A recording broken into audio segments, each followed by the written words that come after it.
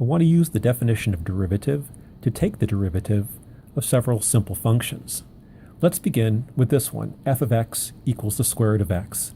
Step one in taking the derivative by using the definition is to write down the derivative. So f prime of x equals the limit as h goes to 0 of f of x plus h minus f of x all over h. Now, notice that we wrote f prime of x equals. If we just write equals, we've already made a mistake because we're implying that this original function up here is equal to this expression down here, and it's not. It's a new function. It's the derivative. We've already interpreted the derivative as the slope of the tangent line of the original function. So a new function that we've created. Step two is to plug in the function.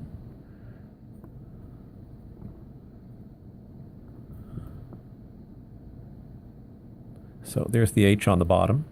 F of x, as we know, is nothing more than the square root of x in this case.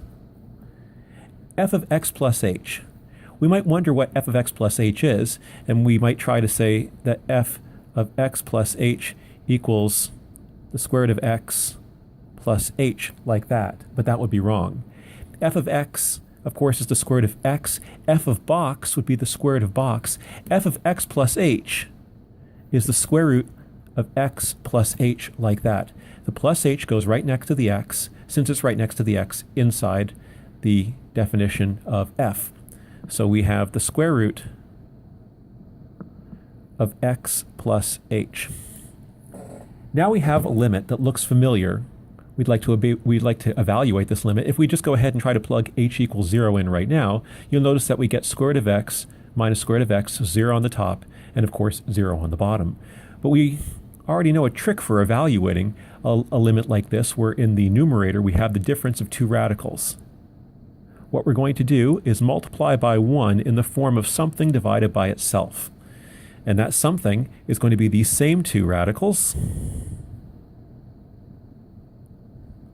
x plus h. It was plus over here, it remains plus over here, root x. And instead of the minus in between, we will connect these two with a plus. This is called rationalizing the numerator, and we've already discussed this. So we'll have to put the same thing in the bottom. X plus h plus root x. And now we're good. We've multiplied by the same thing in the top as we have in the bottom. We're always allowed to multiply by 1, and this is 1, albeit in a strange-looking form. And if we FOIL the top together, we get the limit as h goes to 0. The square root of x plus h times the square root of x plus h is nothing more than x plus h. Then we have the square root of x plus h times root x. And we also have the square root of x plus h times minus root x. Those two terms cancel out. So we're left with x plus h, and then minus root x times root x is nothing more than x. So we have x plus h minus x on the top, and on the bottom we have h times all of this. I'll remember to put all of that in parentheses. Square root of x plus h plus the square root of x. And again, we'll resist the urge to try to multiply all that together. Now, we're going to start simplifying now. We see an x there and an x there. They cancel, so we're left with a limit as h goes to 0. I keep writing the word limit as h goes to 0. I never, ever put an equal sign after the word limit, always beforehand. So the limit as h goes to 0 of what? Well, once we cancel out those x's on the top, we're left with h, and on the bottom we have h times the square root of x plus h plus the square root of x. And as soon as you see that, you should be very happy because we have an h on the top and an h on the bottom. They cancel. So we have the limit as h goes to 0 of 1 over the square root of x plus h plus the square root of x. And at this point, I can plug in my h equals 0. So I have 1. I can take the word limit at this point because I'm plugging in h equals 0. 1 over the square root of x plus 0 plus root x. And this is 1 over root x plus root x, which is 1 over 2 root x. And we're done. We've evaluated the limit, the derivative of the square root of x. So step 1 was to write the definition of derivative down.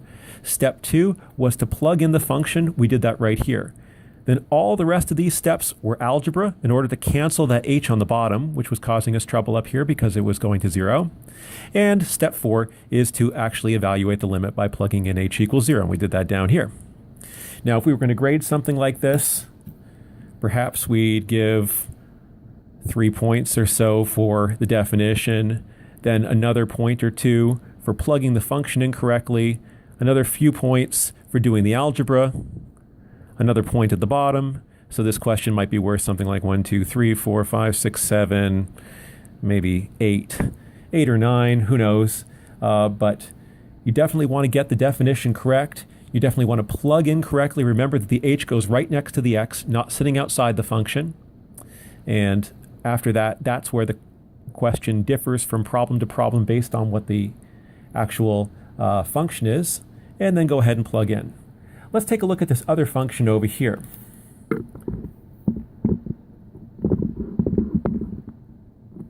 So g of x equals x squared plus 3x minus 1.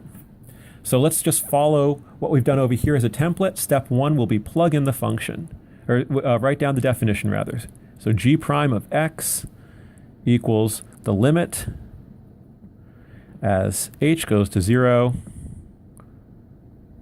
of g of x plus h minus g of x all over h. Notice I'm using g this time where I was using f before because the function is called g.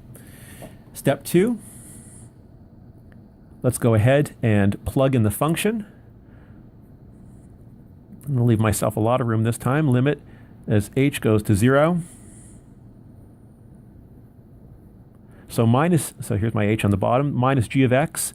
So minus g of x is x squared plus 3x minus 1. I'm going to put that in parentheses because it's minus that, and I want to make sure that the minus sign distributes over the whole thing. Now g of x plus h. G of x is x squared plus 3x minus 1. G of box would be box squared plus 3 times box minus 1. So g of x plus h is x plus h all squared plus 3 times x plus h minus 1. So that's step 2. We've plugged the function in. Step 3 is do some algebra. So let's go ahead and do the algebra. So the limit as h goes to 0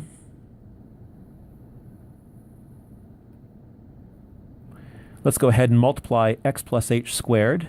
So x plus h squared is x plus h times x plus h. And that's nothing more than x squared plus 2xh plus h squared. Let's go ahead and write that over here. So x squared plus 2xh plus h squared